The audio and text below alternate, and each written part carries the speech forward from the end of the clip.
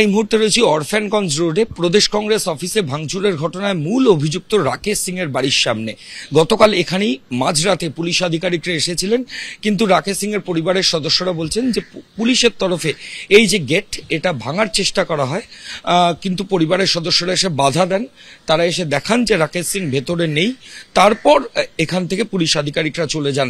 লালবাজারের তরফ থেকে অফিসিয়ালি যেটা বলা হচ্ছে যে রাকেশ সিং এর বাড়িতে ইতিমধ্যেই পুলিশ আধিকারিকরা তল্লাশি অভিযান চালিয়ে, কিন্তু তার কোনো খোঁজ পাওয়া যায়নি। তিনি পলাতক অবস্থায় রয়েছেন। রাকেশ সিং এর অরফ্যানগঞ্জ রোডের একদিকের বাড়ি আমরা দেখাচ্ছি, এদিকে উল্টো দিকে রাকেশ সিং এর অফিস রয়েছে এবং সেই অফিসও আমরা দেখাবো যে বাইরে থেকে অফিস তালাবন্ধ অবস্থায় রয়েছে এবং ভেতরে রাকেশ সিং এর ছবি সেগুলো কিন্তু অফিসের বিভিন্ন জায়গায় দেখতে পাওয়া যাচ্ছে।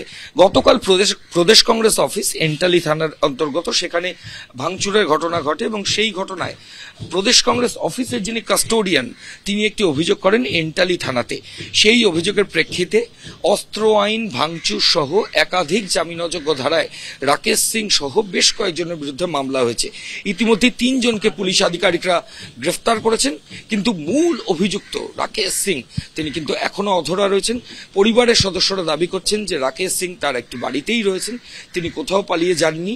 পুলিশ আধিকারিকরা চক্রান্ত করেছেন, যদিও পুলিশের তরফ থেকে পাল্টা যেটা বলা হচ্ছে যে তার বাড়িতে ইতিমধ্যেই তল্লাশি অভিযান হয়েছে এবং এখনো পর্যন্ত তিনি পলাতক অবস্থায় রয়েছেন।